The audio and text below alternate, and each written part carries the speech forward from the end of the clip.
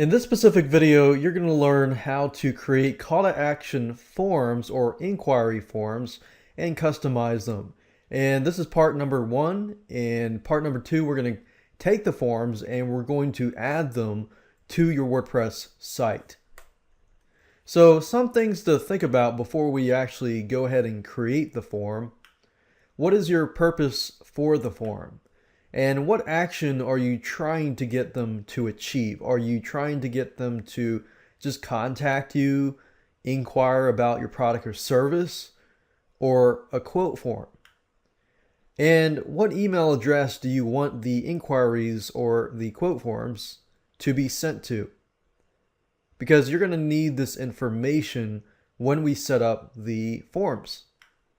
So let's go ahead and create a form. Now let's hop on over to WordPress and I'll show you how to create the form. So our goal in this specific video is just to create the form. So what I want you to do is simply log into your WordPress dashboard and go under plugins and click on add new. And we're going to do a search for forms. It can be contact forms, it can be quote form, and so forth. Now, it doesn't really matter which form you use, but if you want to follow along step by step, I'm going to install a specific form called Jazzy Forms. I like this plugin simply because it's easy to create a form. It's a drag and drop system, and I know you'll like it too. So if you go ahead and look at Jazzy Forms, click on Install Now, click Activate Plugin, and there we go. Now with Jazzy Forms, once you've installed it, it's going to be located here. So click on Forms here, and this is it. Now as you can see, you can create a brand new form, and once you've saved it, you'll see it under here. So let's go ahead and click on New, and we're going to call this Contact number 1 and click on add. And as you can see here, this is a drag and drop system. So all you have to do is drag and drop it over here, and whatever is over here is going to appear on your form. So let's say, for example, that all I need is a name, an email, and a description. So I'm going to put input area. Let's say we're going to put a name here, and I'm going to call it name. ID, I'd put the same thing. And we're going to put the email. So input text. Put another input, call it email. And I'm going to put a description box, so a text area. Got a text area here. I'm going to say add description. And the ID is just to help you know what is what. And then we'll put an email button there. So I'm going to put email button down here.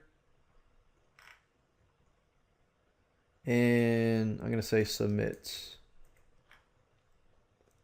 Okay, good. So now that that's done, I'm going to click on save because you want to make sure that you save it at all times and you don't want anything to happen. So we got a name, we got an email, we got add description, and a submit button. So now we can click on appearance. By default, we're just going to let it load the default theme. If you want to do custom CSS for advanced users, you can do that. In this case, we're going to leave it blank and checked. Click on email. And this basically allows you to customize what people are going to see when they receive an email and so forth. So it says you can use these placeholders to customize the email. So what you can do here is this. And the front field can be your full name. We'll just say first name, last name,